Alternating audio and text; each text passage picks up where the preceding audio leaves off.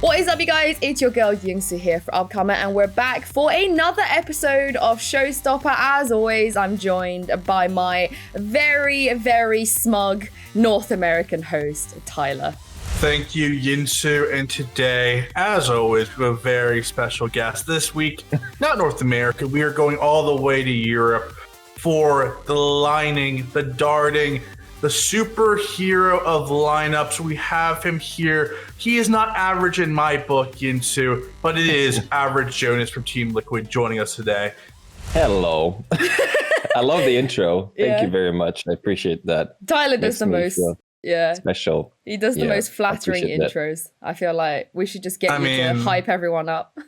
I did that at 2 a.m. too. We're filming, a little bit behind the curtain here. I'm filming this at 2 a.m. my time. I had to rush to my apartment. I had family plans, but I'm here because of Jonas. When Yinsu said we can get Jonas, I said, I'll leave my family gathering, the first time I've seen family in a year. I'll be here at 2 a.m. in the morning. I'm here. So who cares about tens? Who cares about Vandy? We got AverageJonas. This is why I'm here at 2 a.m.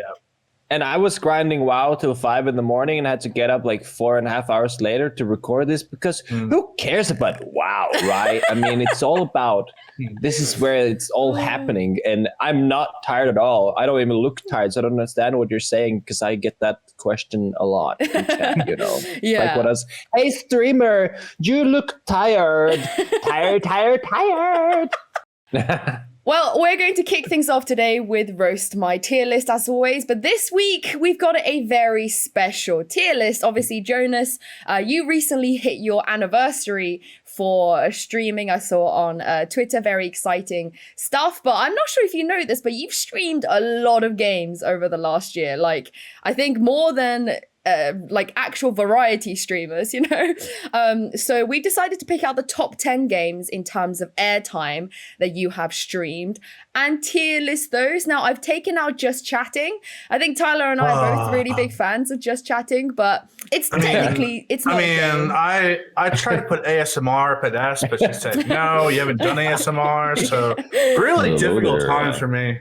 Yeah, Jonas, Hot Tub Jonas is coming. He has promised. Welcome. I'm planning to do an ASMR stream in a hot tub once. Oh, okay. You guys heard it here first. To my ASMR hot tub stream. My name is AverageJonas, and I'm going to whisper into your microphone for the rest of the podcast. Oh, I love that. But like I said, we've tier listed the top 9 games you have done. Now, I would like to give myself a chance to explain myself, as always, because, I've been roasted a lot on this show for my trash opinions. But as you guys can see on this tier list, now, I think some people might be upset with me for some of the choices I've made, but the only reason that WoW and Warzone for me are even B tier is because I don't think I would watch it if it wasn't you, Jonas. As in, I've watched you play these games, but I'm not a WoW watcher. I do play Warzone, but I don't really watch it. But I definitely would not tune in to other people playing these games, because otherwise I'd put WoW in D, and I think if I put WoW in D, everybody is gonna get upset with me. But just for the sake of that, when you stream WoW, I definitely do watch it every now and then. But yeah, what do you make of my tier list looking at this? Anything that stands out to you? Yes and no. You put Valorant in S tier, and obviously you're not biased at all. That's a completely neutral choice you made, not based on the fact that your entire life, career, and love life is based around that specific game. So that's fine. We do get that. And the fact that you put Hearthstone in C is also understandable because have you played Hearthstone, Yinsu? I play Hearthstone, but I wouldn't watch someone else play it. It's one of those things. It's like I play Uno, but I wouldn't watch someone else play Uno. So what you're saying is that you weren't very high rank in Hearthstone. I get it. Okay. So League, obviously, also a Riot game. So,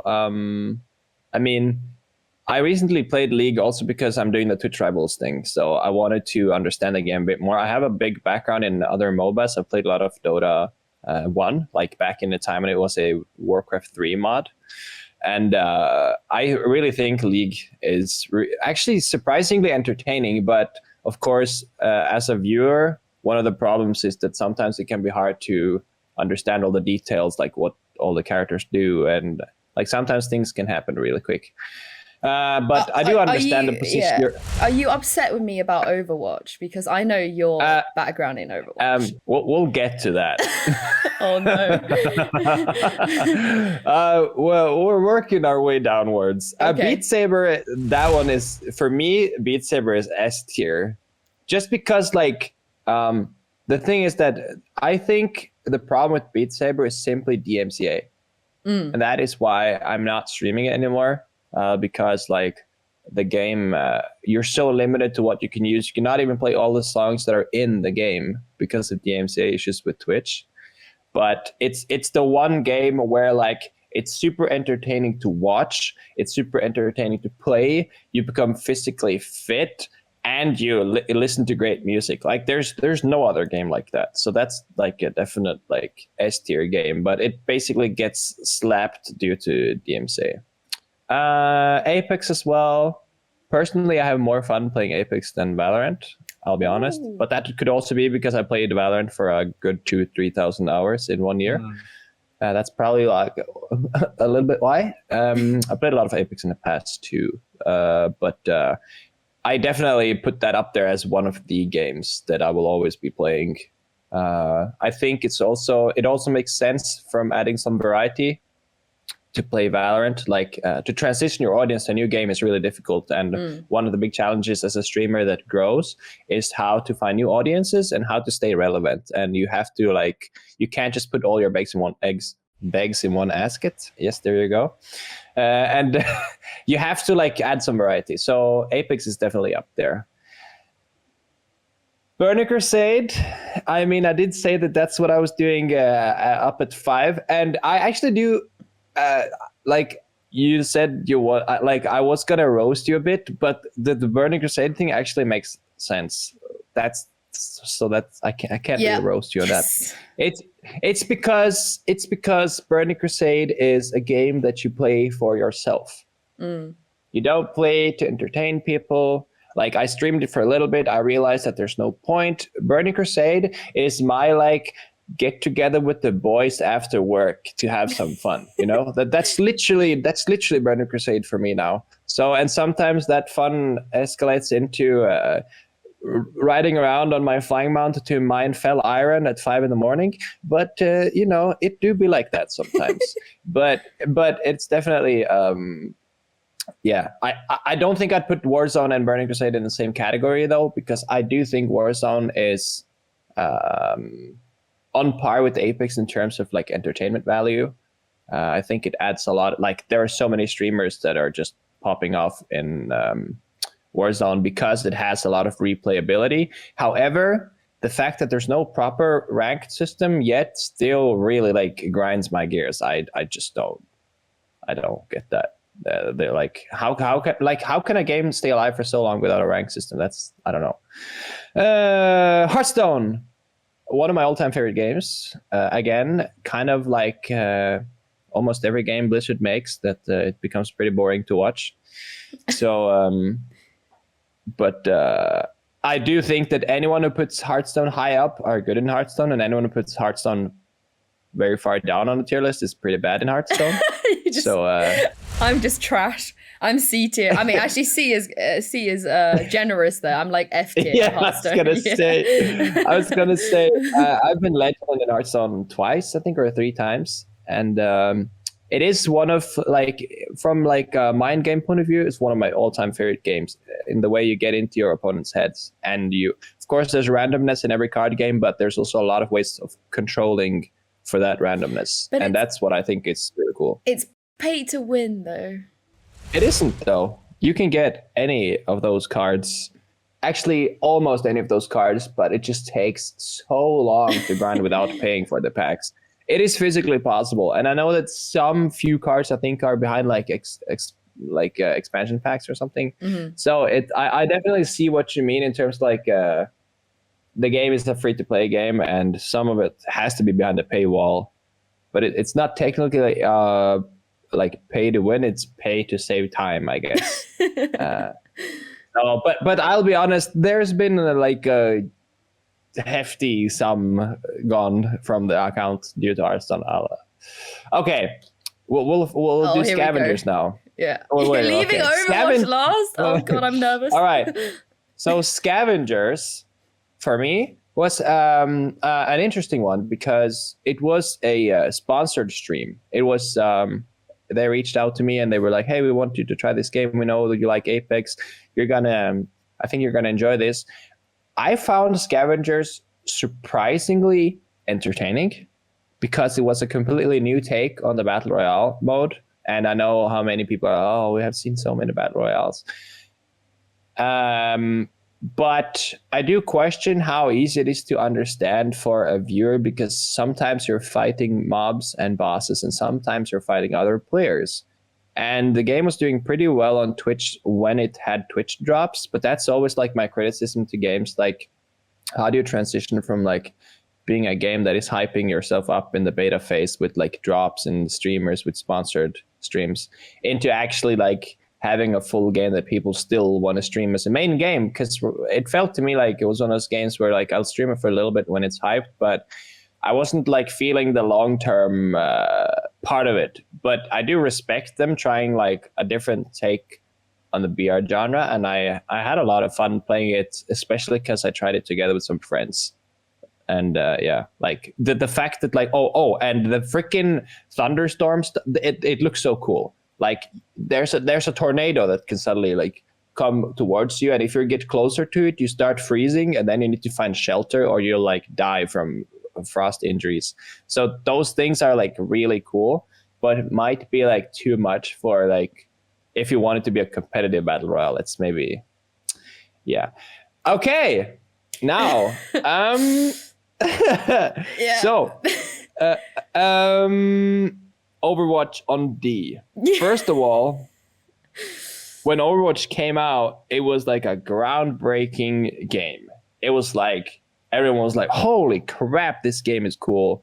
And like I was playing the heck out of the game. I was playing competitively that game. I played in the Overwatch World Cup representing Norway as the main tank. So it's the only game I have like actual like tier 1/2 competitive experience from. So watching you putting it all the way down in the D category kind of hurts a bit. But again, I'm following my logic here in terms of where you put Blizzard games, and I'm gonna assume that your Overwatch rank is pretty low as well. I don't play Overwatch. Exactly, there you go. So I know, okay, that's what I thought. But however, there's been tons of hype around Overwatch 2, and I'm really excited to see if Overwatch 2 kind of, because I agree. The problem with Overwatch now is that it's not a lot of people are watching it, and they are really trying to hype up Overwatch 2, and they've changed it to 5v5 now, which makes it a bit easier to watch, I think. And also a lot easier for esports events to host because there's very few esports events that like even have like the correct setup to do a 6 versus 6 environment. So overall, I think it's a pretty good tier list. Yes. I'm actually not like that surprised by anything. Well, not even. And Overwatch. I know that. I mean, no, I'm not surprised that you put it there because you haven't played it. So you haven't had the feeling of slicing 5 people with Genji Ultimate and feeling like a champ afterwards. And you can say what you want about like mechanical requirements, but the speed in that game and like the amount of things you need to focus, the amount of 180s you need to do, like you can't even get close in a game like Valorant. Of course, there's like more pure like game, like the headshots and everything about it is something else, but like the tracking and the speed and the amount of stuff you need to pay attention to in Overwatch, you don't even come close. And that's why we're now seeing in Valorant that you have ex-CS pros, but you also have ex-Overwatch pros, and they can all like excel in the same game, which I think is really cool and healthy. Well, if you thought my opinions weren't that bad, I think Tyler's was quite similar this time, but Let's see where Tyler put Overwatch as well. I think this is going to be an interesting I one. put where it belongs. So let me explain my ranking. Jonas, love you. Don't care about your opinion. This is my tier list, and I'll tell you why. Hey, Valorant's there. Apex actually a really good game, as you said. Valorant. I need the higher ups to give me those VIP passes to champions. So I'm gonna put it in A. Nothing in S. No games in S tier. I mean, look at Twitch right now. All the popular content's ASMR and people chatting. No games in S tier. Nothing's in S tier. Every game is broken. No, there's no perfect game. It's silly. It's silly. It's no perfect game. There's no S. B tier, we got Warzone, Beat Saber, League of Legends. Hate League of Legends, but I have to, it made me, so I gotta put it there in B. If League of Legends didn't make me, and most of my followers came from League of Legends, it'd be D tier. But I gotta show respect to the king. Thank you for giving me a job and all that jazz. Beat Saber, as you said, very cool. Just a cool game. Warzone, just love Courage, love Tim the Tatman, huge Tim the Tatman guy. Just love him. Great streamer. I mean, Beat Saber on the same tier as Warzone, though. I'm not okay with that, Tyler, but I'll let you finish. I mean, all games suck. I'm just kind of ranking them in the multitude of how I can stomach them. If all games suck, shouldn't you start on D tier and just work your way down? but I need some of these developers to give me VIP passes and stuff. So I can't this is a Valorant podcast. I can't put it below A. It has to I'm actually on it. I have a weekly Valorant show. I gotta keep it going. It's an A tier. I mean, hey Rod, you see that S tier? You gotta work a little bit harder for that, buddy. You gotta work a little bit harder. There's still some mistakes in your game that you gotta fix. So A tier for now. C tier, you got World of Warcraft Scavengers. No clue what Scavengers is, but it's kind of like Oblivious, like a 7-year-old child who doesn't know Santa Claus doesn't exist, kind of thing. Where it's you'd rather not know the devil than actually know them. And I know D tier. D tier stands for dead game. We got Hearthstone. If I'm gonna play a trading card game, I'll go play I'll go buy a Pokemon box and just see if I can get a hollow Charizard.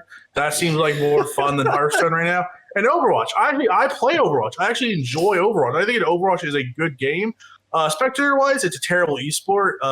It really hasn't evolved. And as someone who got into esports through StarCraft, this is basically what happened in StarCraft 2 during their period between Wings of Liberty and Heart of the Swarm, where they kind of stopped caring about the original expansion for 2 years. They just kind of let it die and stagnate. And that's kind of the period we're in with Overwatch, where they're just kind of letting the game die and stagnate and haven't updated or changed anything. They've added one hero in the last 2.5 years. Overwatch 2, very excited for it. Yeah. I think it'll be very fun. I think they'll actually revive the scene. I think 5v5 is interesting. I think Overwatch is a good game, but Blizzard fumbled it. Actually, Blizzard. I need some BlizzCon passes next year. So maybe we can bump that to a C. Maybe a C next time. I'm excited. I'm excited for Overwatch 2 though. Overwatch 2. Overwatch 2 is probably going to be a B, but right now, no one can say anything. The viewership's down. I don't think anyone's really happy with the game currently.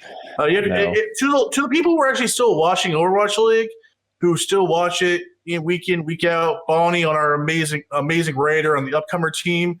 Hearts out to you. You're a legend. All of you are legends who are still watching this league. I can't believe Blizzard just letting this game just stagnate for 2 years. So, that's my D tier. They're both Blizzard games. I'm kind of shocked there, but sorry, guys. As much as I would love to roast you guys, I kind of do agree. I mean, both of your tier lists are fairly similar. That's accepted. That's his choice. Yeah, I mean, at the same tier as Warzone. Yeah. That's the one I have the problem with. That's it. No, Beat Saber's cool. Beat Saber's actually unique. There's a million freaking. There's 20 million battle royals. There's 50 billion. There's 50 billion Call of Duty games. Beat Saber is original. It's actually that's why a cool, innovative idea. But there's only one battle royale that's ever made it on Twitch for more than a year without the rank system. It's Warzone. Oh. All the other games are woo. I played PUBG. I played PUBG a lot. PUBG. So when battle royale genre was with H1C1 and everything, I fucking loved it. I loved the intensity of trying to expect where my opponents are and like work your way inwards the circle, like press M and make a tactical decisions based on whatever information you have on the minimap and so on. And when PUBG launched their first person mode, I started tryharding in duos with an old Overwatch friend of mine, and we managed to get to like top 50 Europe in duos in ranked.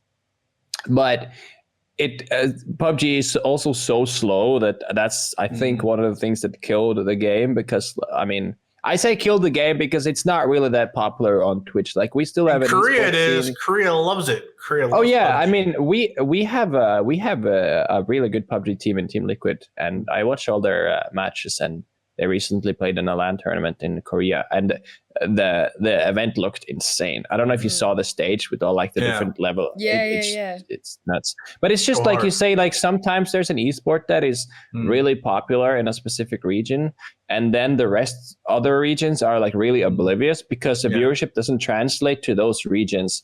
You have that a lot in other things too. Like for instance, Apex is like really popular in Japan as well, but it's not that popular here in the West, I think. But again, I'm surprised by how Apex actually was considered a dead game like a year or two ago, but they've actually managed to like flip it around, which is really rare. And that's what I'm kind of hoping that Overwatch 2 does as well, because I'd like to add that to like one of my streaming games if it's good, since I have a history with it. But I do also like see that it might not happen at all. So I hope too. I think Overwatch, if this was 4 years ago, Overwatch would be an A tier for me. I think it's a really well-made game. It's just that it's been left stagnant and dead, where I think really this entire process of ranking these games has really shown me that Apex is actually a really good game. So Apex, really good game. It is. I don't have an Apex podcast, so I'm not chilling for them. I just really like the game. It's a really well-made game that has good updates. So get on you, Apex. Yeah, well, speaking of the tier list, we'll just round this off with Jonas. You can make your own. So we'll go from bottom up. So which games are you putting in D tier? I'm putting Scavengers in the D tier. By itself. I think it's yes. And then, so do I base this on like solemnly my like joy in the game, or like the complete picture of like esports playability, viewership? This is your tier list. You it's your tier list. Your enjoyment of the game and its ecosystem currently. Well, if that's the case, and as a streamer as well, I would say, like maybe can put that experience in as well. There you go, Overwatch and C. Put it where it belongs. I would probably put in C. I would probably put the Blizzard games and League. Yeah, that's fair. Wait, all of the Blizzard games? Yeah, all the Blizzard games plus League and C, and I'll explain why. It's a combination of how easy it is to understand as a watcher, and therefore how popular it is on Twitch. And League for me is just that I don't know the game well enough yet, so I enjoy playing it, but like I need to play the game more to push it up the tiers, basically. That's fair enough. And then in B tier, you have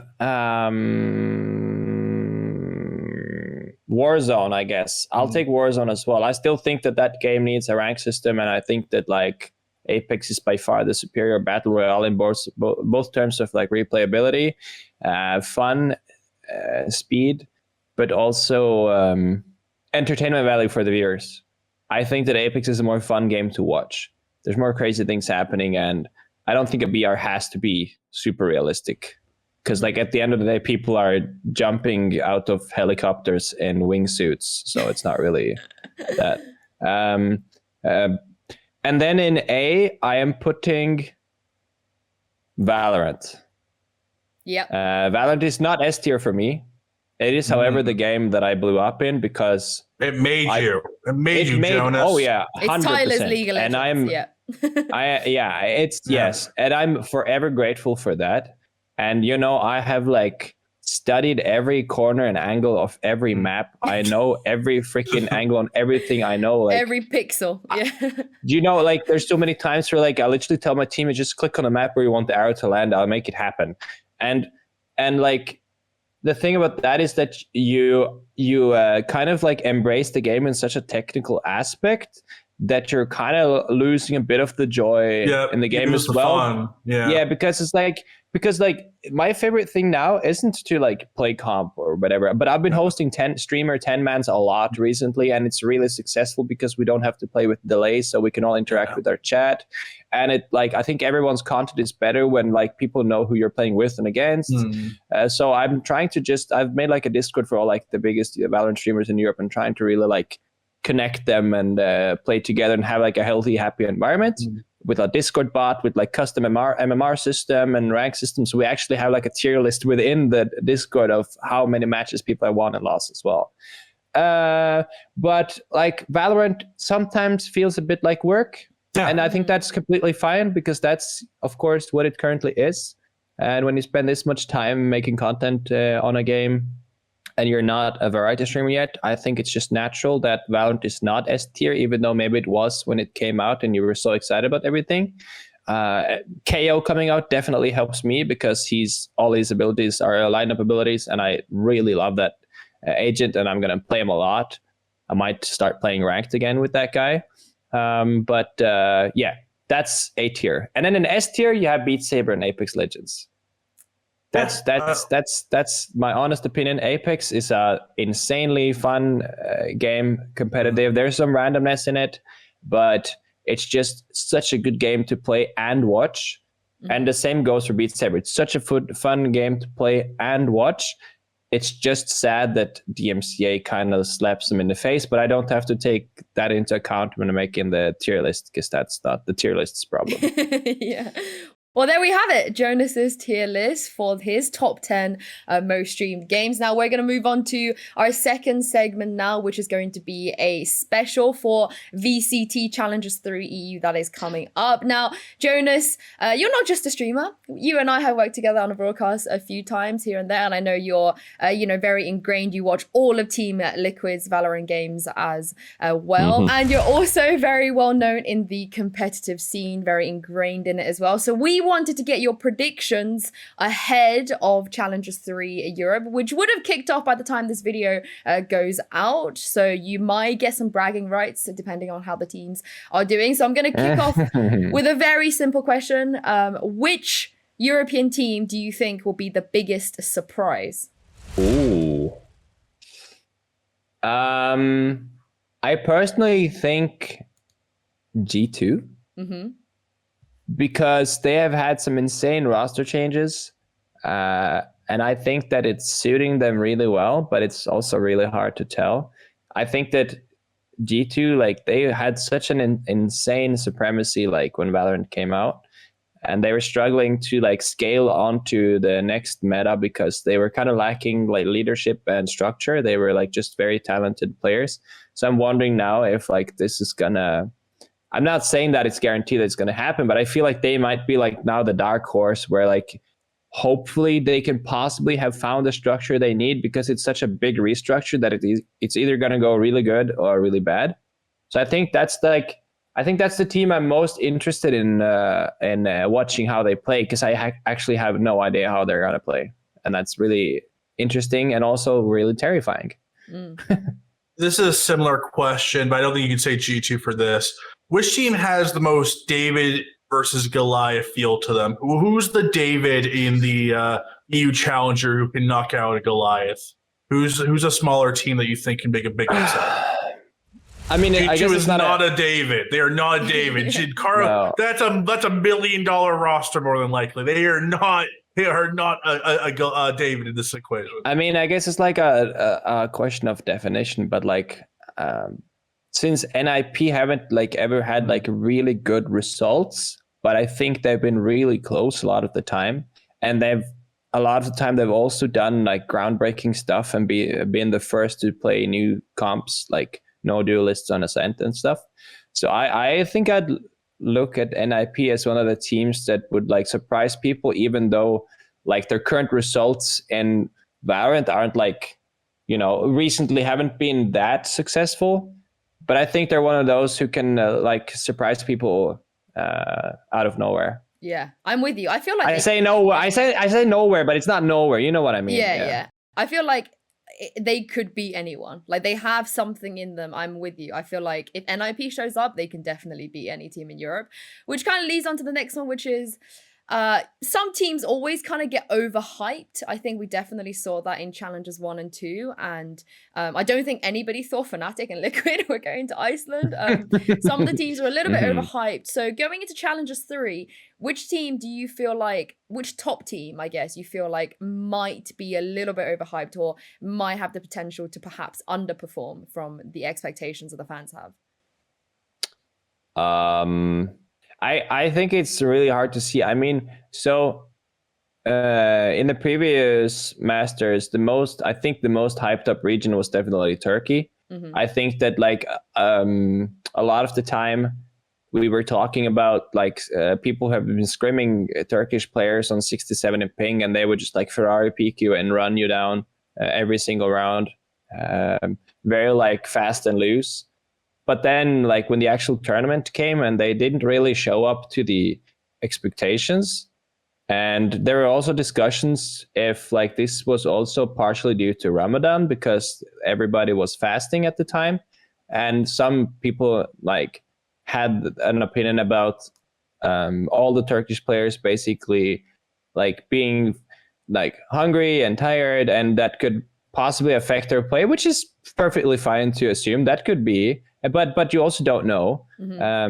So I think that like Turkey has a lot to prove. Like they have a big fan base, huge fan base.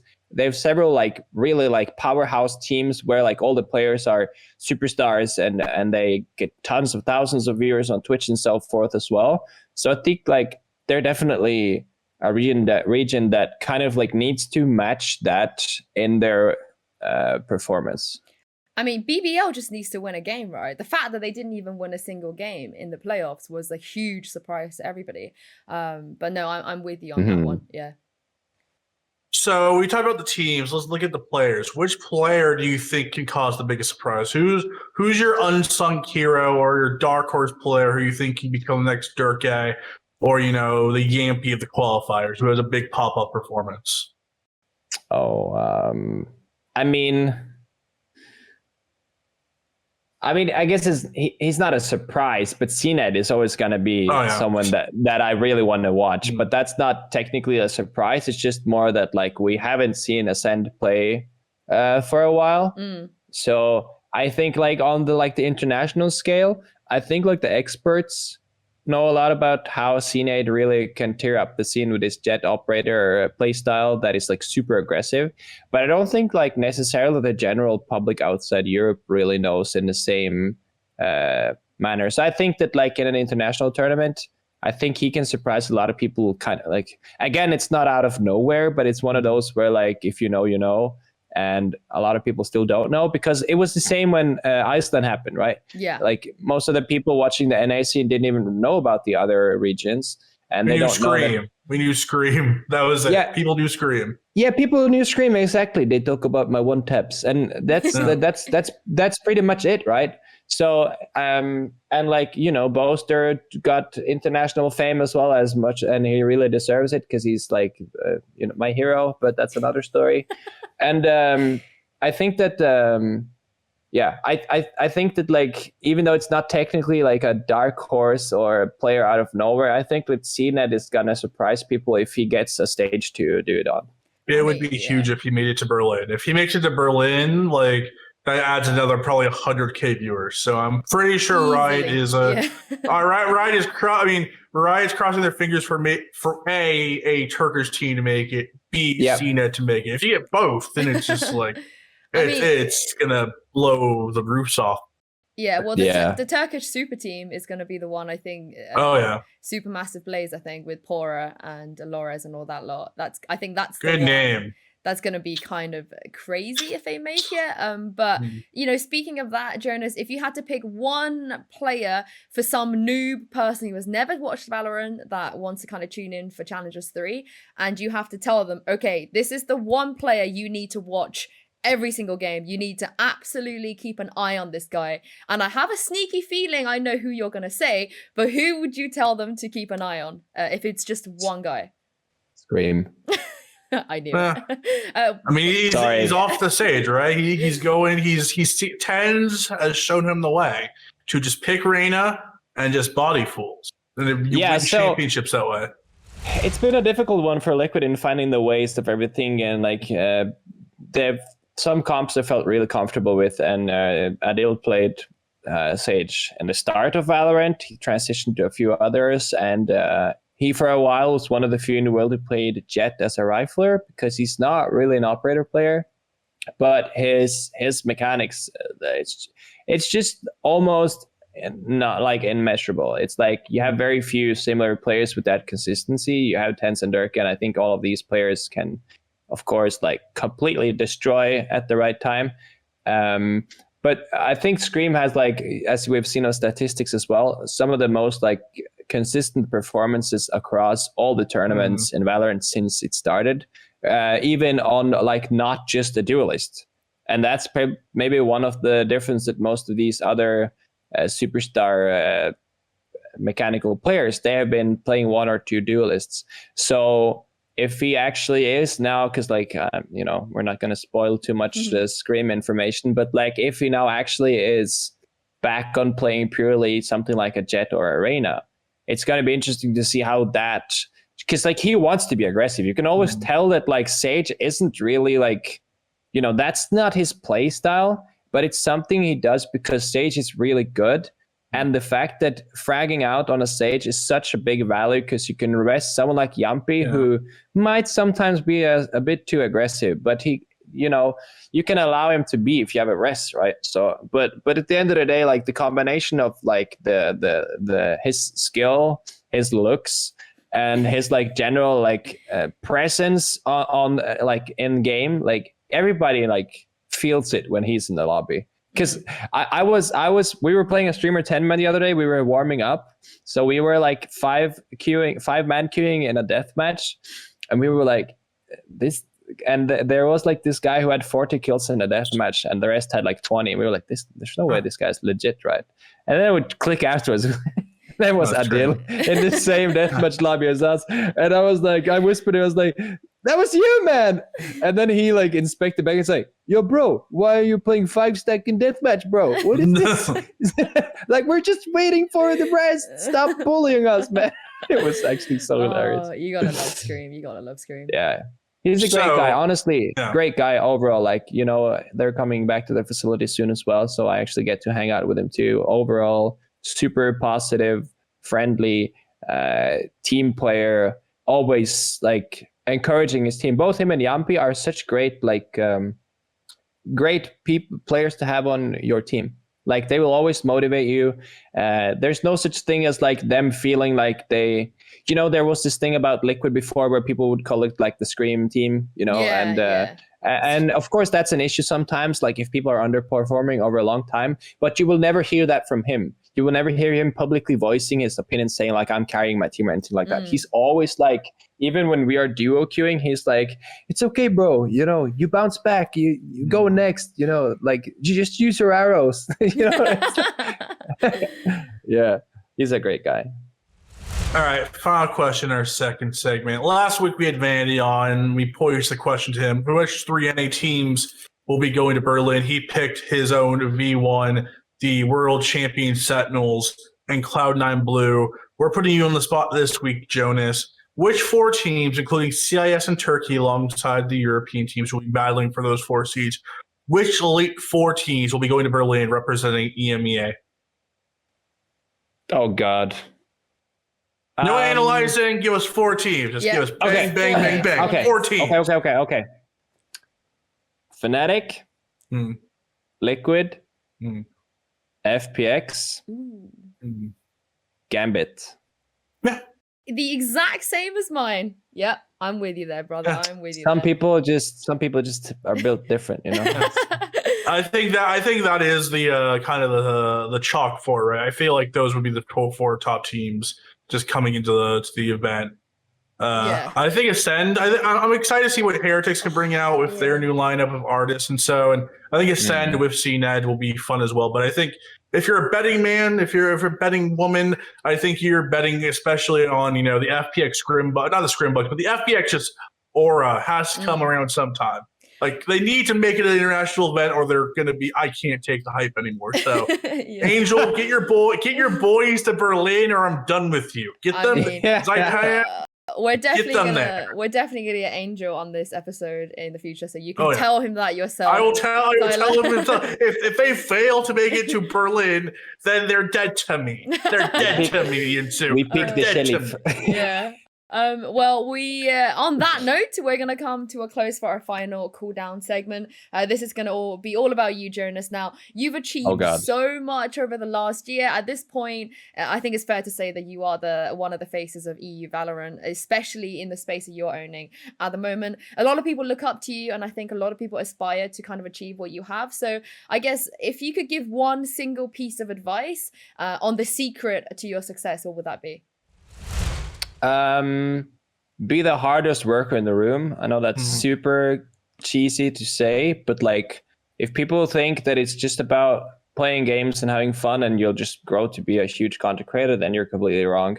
You have to think a lot more outside the game.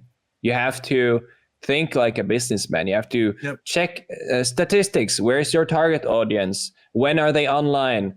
Who shares your audience? Okay, maybe don't stream the same time as Hiko if 40% of your viewers watch him too, because that's why like people call me the Hiko waiting room. I have insane viewership, and then at 3:30, just like that. Okay, well at least then I know who I'm associated with, and I can work on that. So there's all these kind of different things that you need to learn about yourself as a creator to grow. And at the end of the day, like, these are like super non-original things to say, but like, be yourself and have fun with it. And then if like the growth comes to the point where like it becomes your work, then you're allowed to treat it more as such. But I don't think it's like healthy to treat it as like a pure work until you have to, because you don't also want to take away the joy of like, remember why you chose to play computer games in the first place. It is not for work. It is for fun. And that's why I was up at 5 a.m. playing World of Warcraft. It's not because gaming for me is work. But sometimes it does feel like that when you're streaming. I'm streaming over 200 hours a month. And of course, like, that's a lot. And I'm not saying that you should do the same, because like most of you probably have friends or a girlfriend or a boyfriend, and then you probably can't. But luckily I have either, so I can stream as much as I want and I'll be fine. Genius. But I fully agree with you. I've talked to a lot of streamers, I have a lot of streamer friends. I think even content creators, what me and Yinsu do, what all we do is, a lot of people don't realize that more than even half the work of what we put pen to paper, we stream to the audience, is we're consuming content. You have to watch what's going on Twitch. You have to be up on social media. It's awful. It's terrible. What you're saying about having to work around Hiko and other kind of streamers to make sure that you can maximize your audience. It's a lot more of just like consuming and understanding your field more than anything a lot of times before you even get to doing the work itself. So I think you have a great mind for it. I think we're very happy to have you in the Valorant scene. But here's my question for you that Yinsu told me to ask you. What would you like to see in the next 12 months of Valorant? How can the game improve? That wasn't me, right? That was Yinsu. I didn't say that. I think your game's an A tier, maybe an S tier someday. There's a few different directions I can take with this question. The first of all is like region-wise. I think that Valorant needs to learn to put more focus on the other regions than just NA. Because right now, because like they're probably going to hate me for saying this, but since their main office and everything is in the NA, it's like mega NA supremacy. And I mean insane. I mean to the point where literally I had to have like a letter of recommendation from like higher ups in EU just to be allowed to co-stream their tournament after whining for 8 months to be allowed to do it. Like the amount of like background work I had to do to be allowed to co-stream Masters is like actually surreal to think about. But regardless, here we are, and we got to work with what we've got. But I would really like to see like a more balanced future for Valorant for each region. But I think it is happening, and I think especially with international events, as soon as when you had EU versus NA in Iceland, that's super healthy, because then it's not just about like the big NA stars within themselves, but it's also these really interesting teams and a new profile showing up. But from Valorant itself, I think the game is expanding in a very nice rate in terms of how many agents and the new maps they're coming with and so on. There's no point in rushing either of those out, because then you'll suddenly be Overwatch and you'll have like start to like banning and because Overwatch, like first a lot of new characters came and then no characters came, because they were like, oh shit, wait, maybe we should like slow things down, and then but you shouldn't like just stop it. And I think that Valorant is doing the right thing about putting a lot of thought into it, and we're having these creator playtests every time to make sure that these characters are actually good and fun. Like KO is just super fun. The problem with KO, I'll tell you the problem with KO is that everybody's now a KO main. That's the problem. Yeah, you can't. He's a duelist. He's a duelist. You can't pick him. He's super fun. Yeah, but he's not a duelist. He's an initiator. You can work him as a duelist. He's a quasi-duelist. Exactly, and that's the problem. That means that Reyna mains would be like, hey, wait, he's got a flash, but the actually flashes. And then Sova mains would be like, hey, it's got a recon, but it's actually better because it scans them through walls. So why should I use Sova? And by the way, like me, this Sova guy is actually saying that like I'd prefer playing KO. Then his ult's like a Giga Phoenix ult where you just rush in with your crew, you trade one out, you die, they revive you. It's great. Yeah. Yeah, it's pretty, best duelist in the game. Yeah. Best duelist in the game. KO. So the only thing, so definitely in terms of Valorant, I think they're doing the right thing in terms of expansion. They're doing good things about the collaborating with one thing I really want to see, but that's something I'm working on too, is to try to add more creativity outside the game, in terms of like the way they built League with music shows and like music videos and stuff. I think with all these fun characters and lore, there's a lot of potential for creating really cool content outside the game that is like catered to the fans. But that's also something that it's not the first priority to make. So I understand that like it's not that huge yet. They had this thing where they recently collaborated with some cosplayers to create insanely cool cosplays.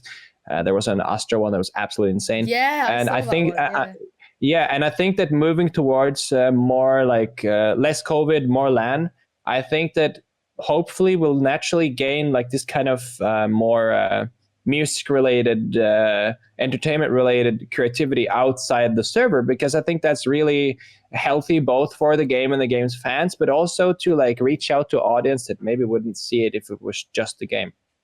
I mean, fingers crossed. I broke the news earlier this week. Well, half broke the news. I mean, Riot kind of broke it themselves in their year anniversary video that champions the World Championship of Valorant. Hopefully we're all there. I will be there if, Riot lets me in the door, because it will be in my hometown of Los Angeles, California, this upcoming late November, early December. And I think what you're hoping for, the cosplayers, the big atmosphere, the music videos, like, I'm really hoping that like when Champions comes around, hopefully, God willing, it seems like everything will be up full capacity. We're already in full capacity here in LA. So hopefully by December, we'll have, a big music video. We'll have a theme. We'll have cosplayers at the event. We'll have, thousands of fans, hopefully at the Staples Center or an equally sized stadium for the magnitude of the first World Championship. So yeah, hopefully, I hope we can get that pomp and circumstance coming. Well, maybe Jonas will be. Yeah, Jonas will be actually singing the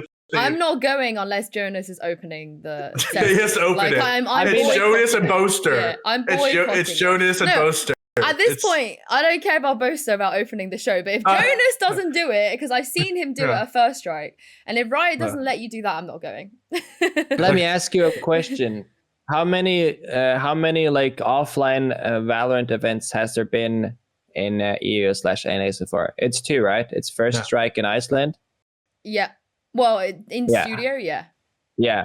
How many opening shows have I done so far? You've done both. Yeah, 2 out of 2. I have. 2 out of 2. And I did the opening show for the grand finals as well. Yeah, so I mean, only makes sense. I have the best. I am the most statistically plausible person to do it.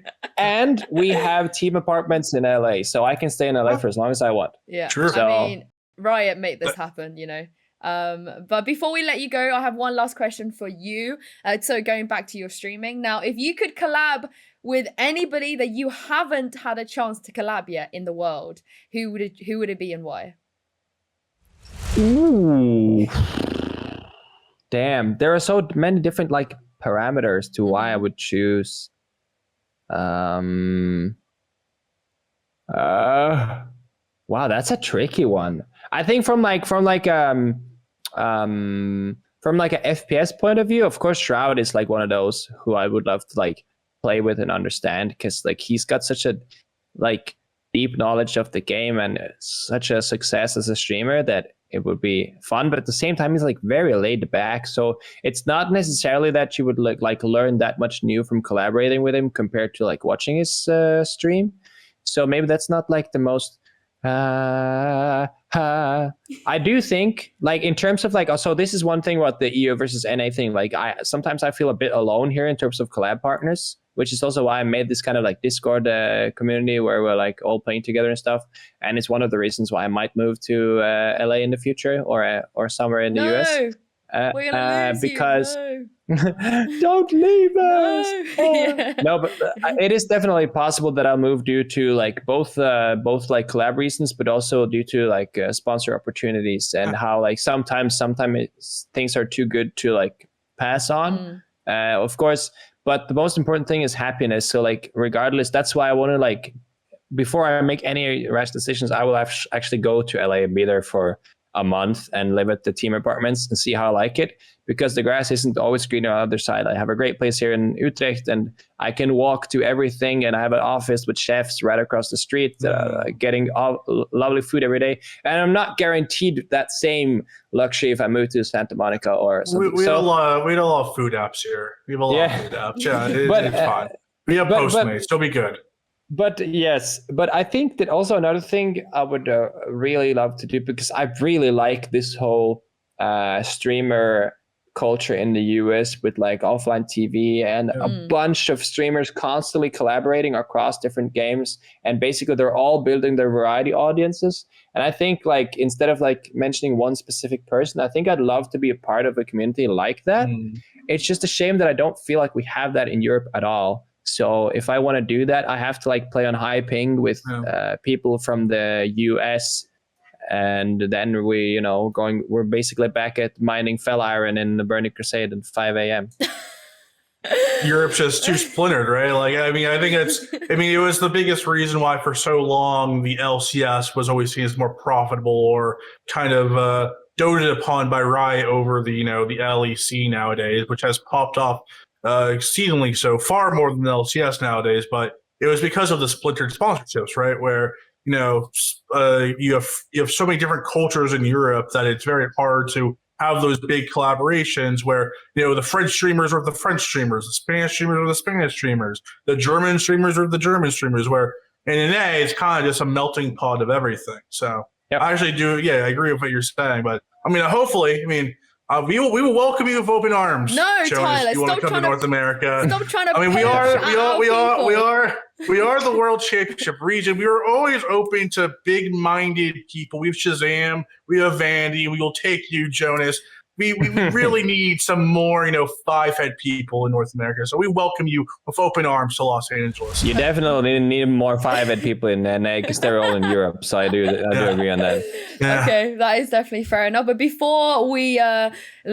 before Tyler gets out of hand and start poaching every single one of our European guests on the show, I'd like to say a massive thank you, as always, Jonas, for joining us. It's been a pleasure to have you on the show. If you guys enjoyed this, make sure to drop a like and subscribe. And Tyler and I will see you back here for the next episode.